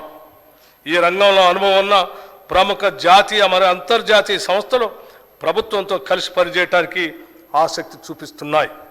ఇతర రాష్ట్రాల్లో మన అధికారులు బృందం అధ్యయనం చేయించి మనకు అవసరమైన రీతిలో ఒక ఉత్తమమైన ప్రణాళిక తయారు చేయడం జరిగింది. దీనిలో భాగంగా రాష్ట్రంలోని అన్ని ప్రభుత్వ ఐటీఐలకి కొత్త సాంకేతిక పరికరాలు అందించడం, వాటిని ఉపయోగించుకునేందుకు అవసరమైన శిక్షణను కొత్త కోర్సుల రూపంలో అందిస్తాం. ఈ ఐటీఐల్లో అదనంగా సీట్లు పెంచి ఎక్కువ మంది విద్యార్థులకి శిక్షణ అందిస్తాం. ఇక్కడ శిక్షణ పొందిన విద్యార్థులకి 100% ఉద్యోగాలు పొందేలాగా ప్రణాళిక ఉంటుంది. ఈ పథకానికి మంత్రివర్గ ఆమోదం కూడా లభించిందని చెప్పడానికి సంతోషిస్తున్నాను. స్కిల్ యూనివర్సిటీ ఏర్పాటుపై కూడా రాష్ట్ర ప్రభుత్వం ముందడుగు వేసింది. గుజరాత్, ఢిల్లీ, ఒడిశా రాష్ట్రాల్లోని స్కిల్ యూనివర్సిటీలను అధ్యయనం చేసేందుకు అధికారుల బృందం ఇటీవల పర్యటన జరిపింది. ఆయా రాష్ట్రాల్లో అమలు చేస్తున్న విధానాలను పరిశీలించి అత్యుత్తమ విధానాలను మన రాష్ట్రంలో అమలు జరిపేందుకు ప్రయత్నిస్తున్నాం. ఉస్మానియా విశ్వవిద్యాలయం మొదలుకొని రాష్ట్రంలో ఉన్న అన్ని విశ్వవిద్యాలయాల్లో ఉన్నత విద్యను ప్రోత్సహించడానికి మౌలిక సదుపాయాల కల్పనకి 500 కోట్ల రూపాయలు ప్రతిపాదిస్తున్నాం. విద్యారంగానికి ఈ బడ్జెట్లో 21,389 కోట్ల రూపాయలు ప్రతిపాదిస్తున్నాం. ప్రజల ఆరోగ్య భద్రతకు అత్యంత ప్రాధాన్యత కల్పిస్తున్నాం. గతంలో కాంగ్రెస్ ప్రభుత్వం రాజీవ్ ఆరోగ్యశ్రీ అనే గొప్ప పథకాన్ని ప్రారంభించింది. ఈ పథకాన్ని పెరిగిన వైద్య ఖర్చులకు అనుగుణంగా ప్రస్తుత అవసరాలు తగ్గట్టుగా మరింత విస్తృతపరిచి 10 లక్షల రూపాయల వరకు ఉచిత వైద్యం పొందేలాగా ఇప్పటికే ప్రారంభించాం. మా ప్రభుత్వం అసంపూర్తిగా ఉన్న సూపర్ స్పెషాలిటీ మరియు ఇతర ఆసుపత్రులు, మెడికల్ కాలేజీలు, నర్సింగ్ కాలేజీల నిర్మాణానికి కావలసిన నిధుల్ని మంజూరు చేసి వాటిని త్వరలోనే పూర్తి చేస్తుంది. హైదరాబాదులో వైద్య సేవలు విస్తృతపరిచేందుకు వీలుగా నిమ్స్ వైద్యశాల విస్తరణను పూర్తి చేసేందుకు తగిన నిధులు కేటాయిస్తాం. పాత బస్తీల్లోని చారిత్రాత్మక ఉస్మానియా ఆసుపత్రి నూతన భవన నిర్మాణాన్ని త్వరలోనే ప్రారంభిస్తాం. ప్రకటనలకే పరిమితి అయిన వైద్య రంగంలోని సిబ్బంది నియామకాలను తగిన కాల పరిమితితో పూర్తి చేస్తాం. మా ప్రభుత్వం ఏర్పడిన వెంటనే 6,956 నర్సింగ్ ఆఫీసుల నియామకాల ప్రక్రియను పూర్తి చేసి వారికి నియామక పత్రాలని అందజేయటం జరిగింది. ప్రభుత్వ వైద్యశాలలను మరింత పటిష్టపరిచి విద్యా నిర్వహణకు కావలసిన నిధుల్ని మంజూరు చేస్తాం. నూతన వైద్య కళాశాలను అవసరమైన సిబ్బందిని మరియు వనరుల్ని సమకూరుస్తాం. వైద్య రంగానికి ఈ బడ్జెట్లో 11,500 కోట్ల రూపాయలు ప్రతిపాదిస్తున్నాం. యువజన సంక్షేమం యువకుల్ని రెచ్చగొట్టడం కాదు, హక్కున చేర్చుకుంటాం. వారికి ఆసరాగా ఉంటాం, ఆదుకుంటాం. స్వేచ్ఛాయుత తెలంగాణలో ఆత్మగౌరవంతో బతికే ఏర్పాట్లు చేస్తాం. యువతే దేశానికి భవిష్యత్ అంటూ కూనిరాగాలు తీయటం కాదు, చిత్తశుద్ధితో వారికి మెరుగైన జీవితానికి బాటలు వేస్తాం. ఇది మా వాగ్దానం మాత్రమే కాదు, ఇది మా విధానం. గత ప్రభుత్వం చేసిన పనులతో యువతలో ఆత్మస్థైర్యం దెబ్బతిన్నది. వారు భవిష్యత్తుపై ఆశను కోల్పోయారు. వారి భవిష్యత్తుకు మేము గ్యారంటీ ఇచ్చాం. అందుకే రాష్ట్రంలోని యువత మొత్తం మా వెనక నిలిచింది, మమ్మల్ని గెలిపించింది. ఈ నిజం మాకు తెలుసు కాబట్టి బాధ్యతగా ఉంటాం. చెప్పిన మాట ప్రకారం ఉద్యోగ నియామకాల విషయంలో జాబ్ క్యాలెండర్ తయారు చేసే ప్రక్రియని ప్రారంభించాం. మెగా డిఎస్సి నిర్వహించబోతున్నాం. దాదాపు 15,000 మంది కానిస్టేబుల్ల రిక్రూట్మెంట్ అతి త్వరలో పూర్తి చేసి నియామక పత్రాలు ఇవ్వబోతున్నాం. ఇప్పటికే నోటిఫికేషన్లో చేర్చినవి కాకుండా అదనంగా 64 గ్రూప్ 1 ఉద్యోగాల భర్తీకి ఉత్తర్వులు జారీ చేయటం జరిగింది. 10 సంవత్సరాలు పాలించిన గత బీఆర్ఎస్ ప్రభుత్వం ఒక్క గ్రూప్ 1 ఉద్యోగం కూడా నియామకం చేయకుండా నిరుద్యోగుల జీవితాలతో చెలగాటమాడింది. తెలంగాణ పబ్లిక్ సర్వీస్ కమిషన్ సరైన దారిలో నిరుద్యోగ యువత ఆకాంక్షలు నెరవేర్చే విధంగా పనిచేయటానికి ప్రక్షాళన చేయటం జరిగింది. టీఎస్పీఎస్సి తన కర్తవ్యాన్ని నిర్వహించడానికి అవసరమైన 40 కోట్ల రూపాయలు ఆర్థిక వనరుల్ని అదనపు సిబ్బందిని ఇప్పటికే మంజూరు చేశాం. కార్మిక సంక్షేమం. తెలంగాణ రాష్ట్రంలోని కార్మికుల సంక్షేమానికి ప్రభుత్వం ప్రాధాన్యతనిస్తుంది. సంఘటిత కార్మికులకి అసంఘటిత కార్మికులకి అందించే సాయాన్ని మరింత పకడ్బందీగా అందుబాటులో ఉంచుతాం. నిబంధనలు సరళీకరించడం ద్వారా ఎక్కువ మంది లాభం చేకూరే విధంగా చర్యలు తీసుకుంటున్నాం. మా ప్రభుత్వం గిగ్ వర్కర్ల సంక్షేమానికి కూడా పునాదులు వేసింది. గిగ్ వర్కర్ అంటే ఒక తాత్కాలిక ఉద్యోగం లాంటి వాడు. సాంప్రదాయ ఉద్యోగుల వలె కాకుండా గిగ్ ఎకానమీ కార్మికులకి పూర్తి సమయ ఉద్యోగికి ఉండే భద్రత, ప్రోత్సాహకాలు మరియు ఉద్యోగ ప్రయోజనాలు ఉండవు. వారికి ఏదైనా ప్రమాదం సంభవించి ప్రాణాలు కోల్పోతే వారి కుటుంబం మొత్తం రోడ్డున పడుతుంది. అందుకే మా ప్రభుత్వం ప్రమాదవశాత్తు మరణించిన వారికి ఈ సామాజిక భద్రతా స్కీమ్ కింద 5 లక్షల రూపాయల ప్రమాద బీమా పథకాన్ని వర్తింపజేస్తూ డిసెంబర్ 30, 2023 ఉత్తర్వులు జారీ చేశాం. చేనేత. తెలంగాణ రాష్ట్రం చేనేత కార్మికులకి పుట్టినిల్లు. తెలంగాణకు గర్వకారణంగా ఉన్న చేనేత పరిశ్రమను ప్రోత్సహించడం అంటే తల్లి తెలంగాణ ముద్దు బిడ్డల్ని గౌరవించుకోవటమే. తెలంగాణలోని వివిధ ప్రాంతాల్లో వివిధ రకాల చేనేత కార్మికులు ఉన్నారు. మన చేనేత అన్నలు చేసే ప్రతి పని ప్రత్యేకమే, ప్రతి వస్త్రం అద్భుతమే. రాష్ట్ర ప్రభుత్వం తరపున చేనేత కార్మికులకు సంబంధించి అత్యంత కీలకమైన నిర్ణయాన్ని తీసుకున్నాం. ప్రస్తుతం రాష్ట్ర ప్రభుత్వానికి అవసరమైన వస్త్రాలను స్కూలు విద్యార్థులకు అందించే స్కూలు యూనిఫామ్లను ఒకే చోటు నుంచి కొనుగోలు చేస్తున్నది. మూలంగా మార్చి రాష్ట్ర వ్యాప్తంగా ఉన్న చేనేత కార్మికుల నుంచి కొనుగోలు చేయాలని అనుకుంటున్నాం. ఇందుకు సంబంధించిన నియమ నిబంధనలు రూపొందించేందుకు చేనేత కార్మికులు లాభం పొందే విధంగా ఉండేందుకు తగిన సూచనలు సలహాలు తీసుకోవటానికి త్వరలో ఒక ప్రత్యేక సమావేశాన్ని ఏర్పాటు చేయబోతున్నాం. చేనేత కార్మికులు ఈ సమావేశంలో అందించే అతి విలువైన సలహాలని మా ప్రభుత్వం వినమ్రంగా స్వీకరిస్తుంది. వాటిని చిత్తశుద్ధితో అమలు చేస్తుంది. అగ్గిపెట్టెలో పట్టే చీర నేసిన తెలంగాణ అద్భుత చేనేత కళా వైభవాన్ని తిరిగి ప్రపంచం ముందు ఉంచుతాం. విద్యుత్ రంగం. రైతులకు ఉచిత విద్యుత్ ఇవ్వటం అనేది కాంగ్రెస్ పార్టీ అధికారంలో ఉన్నప్పుడు ప్రారంభించిన విధానం. కాంగ్రెస్ ప్రభుత్వ హయాంలో రైతులు ఈ ఉచిత విద్యుత్ పథకంతో ఎంతో ఆనందంగా ఉండేవారు. తెలంగాణ రాష్ట్రంలో అప్పటి వరకు కొనసాగిన రైతు ఆత్మహత్యలు ఆగిపోవటానికి ఆనాటి కాంగ్రెస్ ప్రభుత్వం విద్యుత్ విషయంలో అనుసరించిన వ్యూహాత్మక విధానాలే అనే విషయం మేము ఈ సందర్భంగా గుర్తు చేస్తున్నాం. రాష్ట్రంలోని రైతులకి 24 గంటలు నాణ్యమైన విద్యుత్తును అందించడానికి మా ప్రభుత్వం కట్టుబడి ఉంది.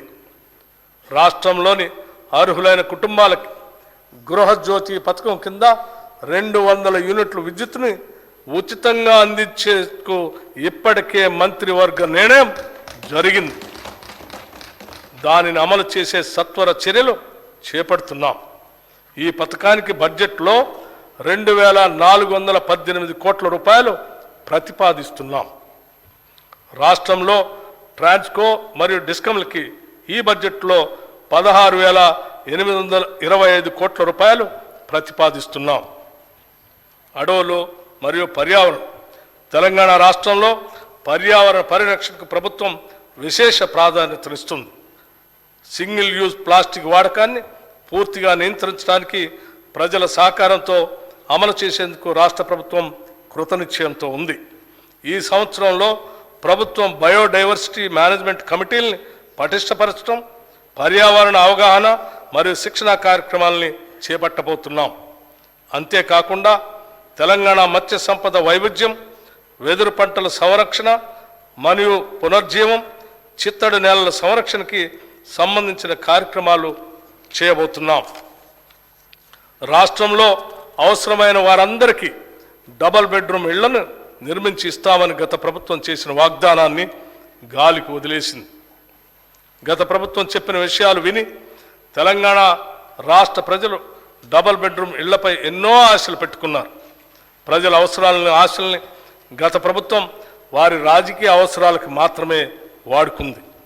కానీ మా ప్రభుత్వం 6 గ్యారంటీల్లో భాగంగా ఇందిరమ్మ ఇళ్ల పథకం కింద ఇల్లు లేని వారికి ఇంటి స్థలం, స్థలం ఉన్న వారికి ఇంటి నిర్మాణానికి 5 లక్షల సాయం అందించడానికి అవసరమైన కార్యాచరణ మొదలు పెడుతున్నది. ప్రధానమంత్రి ఆవాస్ యోజన పథకం కింద పొందగలిగిన నిధుల్ని గత ప్రభుత్వం వినియోగించుకోలేకపోయింది. అందుకోసమే ఇప్పుడు కేంద్రం నుంచి అత్యధిక నిధులు రాబట్టి వాటిని తెలంగాణ ప్రజలకు మరింత ఎక్కువ లబ్ధి చేకూర్చేలా వినియోగిస్తాం. ఈ సంవత్సరం ఇందిరమ్మ ఇళ్ల పథకం కింద ప్రతి నియోజకవర్గానికి 3500 ఇళ్ల చొప్పున మంజూరు చేస్తామని తెలియజేయడానికి సంతోషిస్తున్నాం. ఈ పథకానికి బడ్జెట్లో 7,740 కోట్ల రూపాయలు ప్రతిపాదిస్తున్నాం. రహదారులే ప్రగతికి సూచికలు. అందుకోసమే ప్రతి మండల కేంద్రం నుంచి జిల్లా కేంద్రానికి డబల్ లైన్ కనెక్టివిటీని అభివృద్ధి పరిచేందుకు రాష్ట్ర ప్రభుత్వం కృతనిశ్చయంతో ఉంది. ఇప్పటి వరకు ఇలా అనుసంధానించబడిన ప్రాంతాలకు అధిక ప్రాధాన్యతనిస్తాం. నదులపైన, వాగులపైన ఇప్పటి వరకు కనెక్టివిటీ లేని ప్రాంతాలను ఎంపిక చేసుకొని నూతన బ్రిడ్జిల నిర్మాణం ద్వారా అనుసంధానం చేస్తాం. మరి ముఖ్యంగా గిరిజన ఆవాసాలకు రోడ్డు కనెక్టివిటీని కల్పిస్తాం. గ్రామీణ ప్రాంతాల్లోని రోడ్లను మరింత మెరుగు తీర్చిదిద్దడం ద్వారా గ్రామీణ ఆర్థిక వ్యవస్థని కొత్త రూపు తీసుకురావాలని ప్రయత్నిస్తున్నాం. జిల్లా కేంద్రాల్లో ఇంకా పూర్తిగాని కలెక్టరేట్ భవనాలని సత్వరమే పూర్తి చేస్తాం. వివిధ శాసనసభ నియోజకవర్గ కేంద్రాల్లో గౌరవ ఎమ్మెల్యేల కార్యాలయాల నిర్మాణం పూర్తి చేస్తాం. రాష్ట్ర అభివృద్ధికి కీలకమైన రీజనల్ రింగ్ రోడ్డు విషయంలో భూసేకరణకు అవసరమైన నిధులు కేటాయించి యుద్ధ ప్రాతిపదికన పనులు పూర్తి చేసి ప్రజలకి అందుబాటులో తేవాలనేదే మా లక్ష్యం. నీటిపారుదల, నీళ్లు, నిధులు, నియామకాల కోసం కొట్లాడి తెచ్చుకున్న తెలంగాణ రాష్ట్రం ఈ 10 సంవత్సరాల కాలంలో నీటిపారుదల రంగంలో గణనీయమైన అభివృద్ధి సాధించి ఉండాల్సింది. పచ్చని పైర్లతో తెలంగాణ భూభాగం కళకళలాడాల్సి ఉంది. అయితే గత 10 ఏళ్లలో జరిగిన తప్పిదాలు నీటిపారుదల రంగంలో సాధించాల్సిన ప్రగతికి అవరోధాలుగా మారాయి. ఈ కఠోర వాస్తవం గ్రహించినప్పుడే మనం భవిష్యత్తులో ఎలాంటి తప్పులు పునరావృతం కాకుండా చూసుకోగలుగుతాం. అందుకే ఈ విషయాల్ని మొహమాటం లేకుండా ప్రస్తావిస్తున్నాం.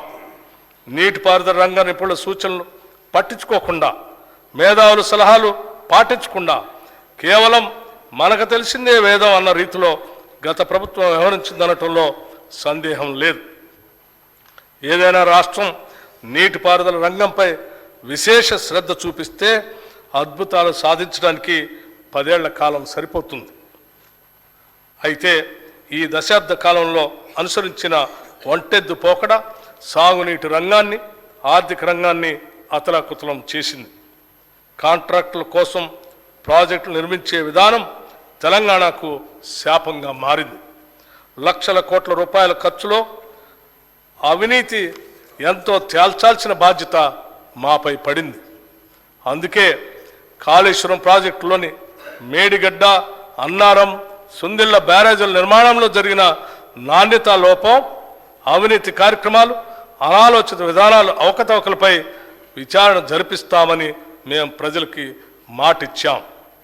ఆ మాట నిలబెట్టుకునే దిశగా కార్యాచరణ ఉంటుంది.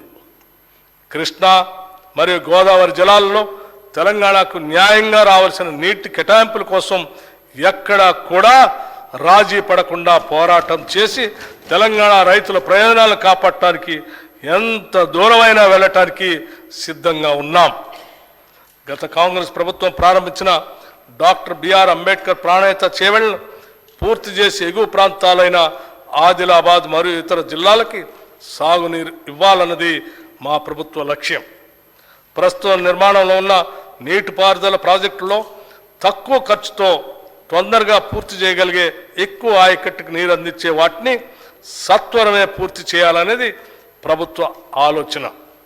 వాటిలో AMR Srisailam left bank canal, Mahatma Gandhi Kalwakurthy lift irrigation scheme, Jawahar Nettempadu lift irrigation scheme, Rajiv Bhima lift irrigation scheme, Koil Sagar lift irrigation scheme, SRSP Indiramma వరద నీటి కాల్వ, JR Chokka Rao Devadula lift irrigation scheme, Komaram Bheem, చిన్న కాళేశ్వరం లాంటి చూరాల కొడంగల్ లిఫ్ట్ ఇరిగేషన్ సంబంధించి లాంటి అనేక ఉన్నాయి. ఈ బడ్జెట్లో నీటిపారుదల శాఖకి 28,024 కోట్ల రూపాయలు ప్రతిపాదిస్తున్నాం. పవిత్ర పుణ్యక్షేత్రాలైన వేములవాడ, భద్రాచలం, బాసరా, జమలాపురం, చిన్న తిరుపతి, ధర్మపురిలను మరింత ఆకర్షణీయంగా భక్తులకు సౌకర్యవంతంగా తీర్చిదిద్దేందుకు చర్యలు తీసుకుంటున్నాం. అందుకు అవసరమైన కార్యాచరణ త్వరలో ప్రారంభం కాబోతున్నదని తెలియజేయడానికి సంతోషిస్తున్నాం. ప్రముఖ పుణ్యక్షేత్రాలను అనుసంధానం చేస్తూ టూరిజం సర్క్యూట్లను ఏర్పాటు చేసేందుకు కూడా సత్వర చర్యలు తీసుకుంటాం. దేవాదాయ ధర్మాదాయ శాఖ చెందిన వేలాది ఎకరాల అన్యాక్రాంత భూములను గుర్తించి వాటిని పరీక్షించేందుకు ప్రత్యేక చర్యలు తీసుకుంటాం. మన గిరిజనుల పెద్ద పండుగైన మేడారం జాతర ఘనంగా నిర్వహించబోతున్నాం. దేశంలోనే అతిపెద్ద అడవి బిడ్డల జాతరలో సమ్మక్క సారలమ్మ తల్లులను దర్శించుకోవడానికి సుదూర ప్రాంతాల నుండి వచ్చే జనం కోసం అన్ని సౌకర్యాలని కల్పించాం. 110 కోట్ల రూపాయల నిధులను కూడా విడుదల చేశాం. భక్తులు సులభంగా బంగారం మొక్కులు చెల్లించుకునేందుకు వీలుగా ఆన్లైన్ పోర్టల్ కూడా ప్రారంభించాం. తెలంగాణ రాష్ట్రానికి ఎనలేని వారసత్వ సంపద ఉన్నది. మనం చేయాల్సిందల్లా వాటిని కాపాడి భావితరాలకి అందించటమే.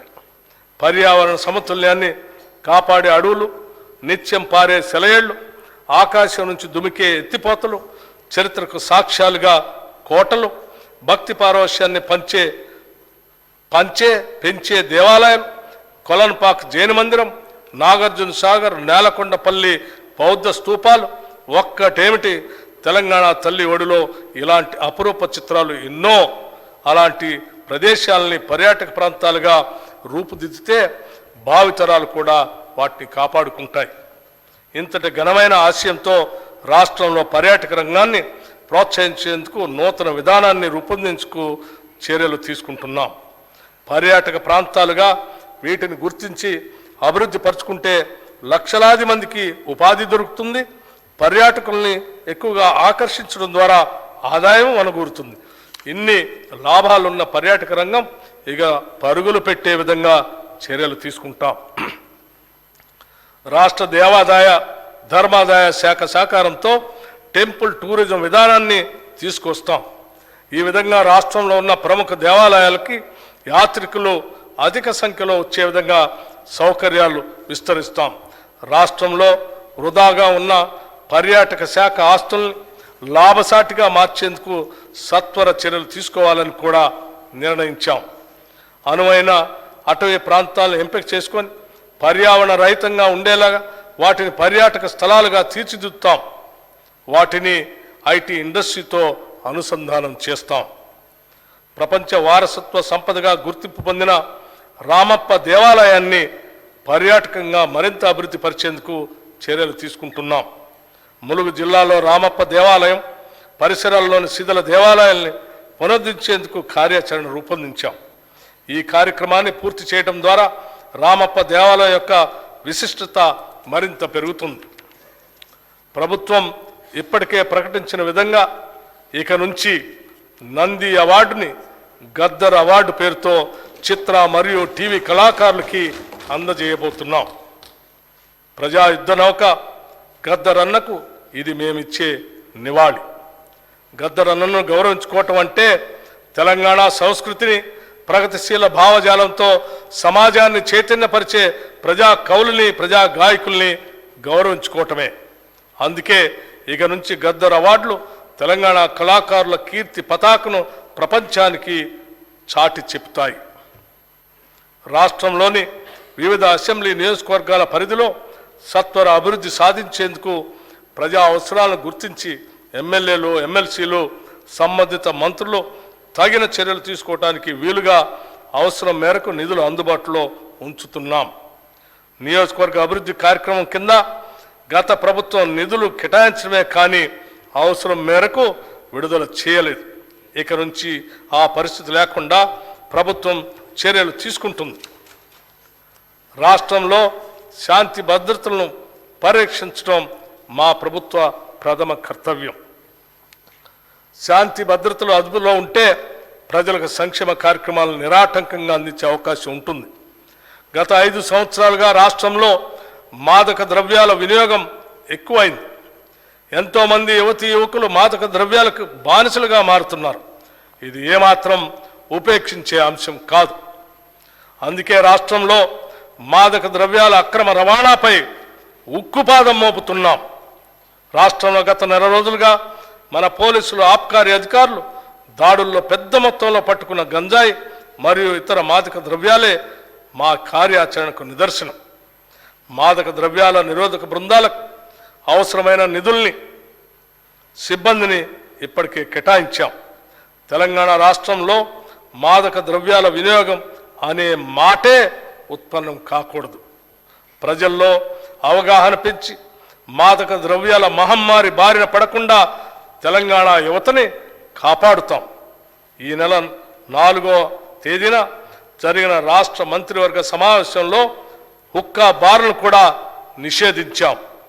తద్వారా తెలంగాణ భవిష్యత్తును కాపాడుతామని మీ అందరికీ తెలియజేస్తున్నాం. ఎంతో కాలం పెండింగ్లో ఉన్న నూతన హైకోర్టు సముదాయానికి 100 ఎకరాల స్థలాన్ని కేటాయించడమైనది. న్యాయ వ్యవస్థ పటిష్టతకు మేము తీసుకుంటున్న ఈ చర్యతో దేశం మొత్తం తెలంగాణ వైపు చూస్తుందనటంలో సందేహం లేదు. అధ్యక్ష, చివరగా ఒక విషయం మీ ద్వారా వినమ్రంగా ఈ గౌరవ సభకు, రాష్ట్ర ప్రజానికానికి స్పష్టం చేయదలుచుకున్నాం. గొప్ప ఆశలు, ఆశయాలు ప్రతి ఒక్కరికి ఉంటాయి. కానీ వాటిని నెరవేర్చుకునే ధైర్యం, కష్టపడే తత్వం మరియు నైతిక విలువలతో కూడిన నిబద్ధత ఉన్నప్పుడే ఈ ఆశయాలు సాకారం అవుతాయి. ఇవన్నీ కూడా మా ప్రభుత్వానికి ఉన్నాయి. ప్రతి తెలంగాణ బిడ్డ గర్వపడేలాగా మేము ఫిబ్రవరి 4, 2024న రాష్ట్ర మంత్రివర్గ భేటీలో ఈ అంశాల్ని ఆమోదించాం. ప్రముఖ తెలంగాణ కవి అందశ్రీ వ్రాసిన జయ జయ హే తెలంగాణ జననీ జయకేతనం అనే గీతాన్ని రాష్ట్ర గీతంగా ప్రకటించాం. మన రాష్ట్ర వాహన రిజిస్ట్రేషన్ కోడ్ టిఎస్ నుండి టీజీకి మార్చాం. రాచరిక ఆనవాళ్లతో ఉన్న రాష్ట్ర అధికారిక చిహ్నాన్ని మారుస్తూ భారత రాజ్యాంగ స్ఫూర్తితో ప్రజాస్వామ్యం మరియు తెలంగాణ సంస్కృతి ప్రతిబింబించేటట్టుగా తీర్చిదిద్దడానికి నిర్ణయించాం. తెలంగాణ తల్లుల ప్రతిరూపం ఉట్టిపడేటట్టుగా తెలంగాణ తల్లి విగ్రహం రూపొందించడానికి నిర్ణయించాం. ఈ నిర్ణయాలు తెలంగాణ బిడ్డలుగా మనందరి అస్తిత్వాన్ని కాపాడేవి, మన గౌరవాన్ని పెంచేవి. ఈ సందర్భంగా తెలంగాణ ప్రజానికానికి మా ప్రభుత్వం కృతజ్ఞతలు తెలుపుతూ వారి ఆశలు నెరవేర్చుతామని, ఇందిరమ రాజ్యం సాకారం చేస్తామని మరొక్కసారి తెలియజేసుకుంటున్నాం. ఓట్ ఆన్ అకౌంట్ ప్రవేశపెట్టడానికి కారణం మా ప్రభుత్వం ప్రవేశపెట్టే తొలి బడ్జెట్ ఓట్ ఆన్ అకౌంట్ బడ్జెట్గా పెట్టడం మాకు కొంత అయిష్టంగానే ఉంది. కానీ కేంద్ర ప్రభుత్వం ఫిబ్రవరి 1, 2024న ఓట్ ఆన్ అకౌంట్ బడ్జెట్ ప్రవేశపెట్టింది. మొదటి నుంచి మా ప్రభుత్వానికి నిధులు ఎలా సమకూర్చుకోవాలనే విషయం మీద స్పష్టమైన అవగాహన ఉంది. దానిలో భాగంగానే కేంద్ర ప్రభుత్వం వివిధ పథకాలకు విడుదల చేసిన నిధుల్ని సాధ్యమైనంత ఎక్కువగా రాష్ట్ర ప్రజల ప్రయోజనాలకి ఉపయోగించుకోవాలనేటువంటి స్పష్టత ఉంది. అలాంటప్పుడు కేంద్ర ప్రభుత్వం యొక్క పూర్తి స్థాయి బడ్జెట్లో వివిధ రంగాల వారిగా కేటాయింపులు జరిగినప్పుడే మన రాష్ట్రానికి ఎంత మేరకు ఆ నిధుల్లో వాటా వస్తుందనేది అంచనా వేయగలుగుతాం. అందువల్లే కేంద్ర ప్రభుత్వం పూర్తి స్థాయి బడ్జెట్ని ప్రవేశపెట్టిన తర్వాతనే రాష్ట్రంలో కూడా పూర్తి స్థాయి బడ్జెట్ పెట్టాలని నిర్ణయించాం. తెలంగాణలో ఇందిరమ్మ రాజ్యం ఏర్పాటు చేయటమే లక్ష్యంగా కాంగ్రెస్ ప్రభుత్వం ఈ బడ్జెట్ని ప్రవేశపెడుతుంది. ఈ బడ్జెట్ లక్ష్యం ఒక్కటే, అదేమిటంటే తెలంగాణ రాష్ట్రం మొత్తాన్ని సమగ్రంగా అభివృద్ధి చేయటం. కాంగ్రెస్ ఎన్నికల ప్రణాళికలో ప్రస్తావించిన విధంగా 6 గ్యారంటీల్ని తూచా తప్పకుండా అమలు చేస్తూ తెలంగాణ రాష్ట్రంలోని బడుగు బలహీనలను అన్ని రకాలుగా అభివృద్ధి చేస్తాం. నీళ్లు, నిధులు, నియామకాలు అనే 3 అత్యంత ప్రధానమైన అంశాలను దృష్టిలో ఉంచుకొని తెలంగాణ రాష్ట్రంలో విద్య, వైద్యం, మౌలిక సదుపాయాలు, ఉపాధి కల్పన పెంచడం ద్వారా సమగ్ర అభివృద్ధి సాధిస్తాం. గత పాలకులు ప్రభుత్వ ఖజానాను దివాలా తీయించారు. ప్రణాళిక లేకుండా, హేతుబద్ధత లేకుండా వారు చేసిన అప్పులు ఇప్పుడు పెద్ద సవాళ్లుగా మారాయి. అయితే ప్రణాళికాబద్ధమైన ఆలోచనలతో, సహేతుకమైనటువంటి కార్యాచరణతో ఈ సవాళ్లను మేము అధిగమిస్తామని ఈ సందర్భంగా మీకు తెలియజేసుకుంటున్నాం. మా ప్రభుత్వం దోబరా వ్యయాన్ని గణనీయంగా తగ్గిస్తుంది. కాళేశ్వరం ప్రాజెక్టు లాంటి నిరర్ధకమైన ఆస్తులు పెంచుకుంటూ వాటిని తెలంగాణ ప్రజలకు భారంగా చేయటం మా విధానం కాదు. కేవలం తెలంగాణ ప్రజలు అభివృద్ధి చెందటం, వారు సంతోషంగా ఉండటం మాత్రమే మా లక్ష్యాలు. దీనికి అనుగుణంగానే మా ప్రభుత్వ విధానాలు ఉంటాయని నేను ఈ బడ్జెట్ ప్రతిపాదనల ద్వారా మరొక్క మారు స్పష్టం చేస్తున్నాను. అధ్యక్ష, 2024-25 సంవత్సరానికి సంబంధించిన బడ్జెట్ ప్రతిపాదనలు సభకు సమర్పించదలుచుకున్నాం. 2022-23 అకౌంట్లు 2022-23 ఆర్థిక సంవత్సరం లెక్కల ప్రకారం 2,04,523 కోట్ల రూపాయలు ఖర్చు అయింది. రెవెన్యూ మిగులు 5,944 కోట్ల రూపాయలు. ద్రవ్య లోటు 32,557 కోట్ల రూపాయలు. 2023-24 సవరించిన అంచనాల ప్రకారం 2023-24 సంవత్సరానికి చేసిన మొత్తం అంచనా వ్యయం 2,24,625 కోట్ల రూపాయలు. ఇందులో రెవెన్యూ వ్యయం 1,69,141 కోట్ల రూపాయలు కాగా మూలధన వ్యయం 24,178 కోట్ల రూపాయలు. సవరించిన అంచనాల ప్రకారం రెవెన్యూ ఖాతాలో మిగులు 9,031 కోట్ల రూపాయలు. ద్రవ్య లోటు 33,786 కోట్ల రూపాయలు.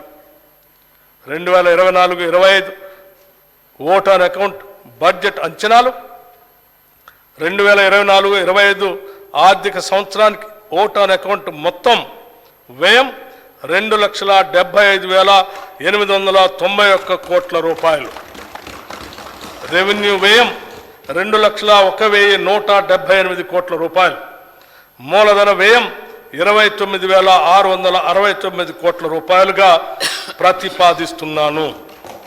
2024-25 సంవత్సరానికి ఓట్ ఆన్ అకౌంట్ బడ్జెట్ ప్రతిపాదనను సభ ఆమోదం కోసం ప్రవేశపెడుతున్నాను. జై తెలంగాణ, జై Hind. Annual financial statement budget vote on account for 2024-2025 presented.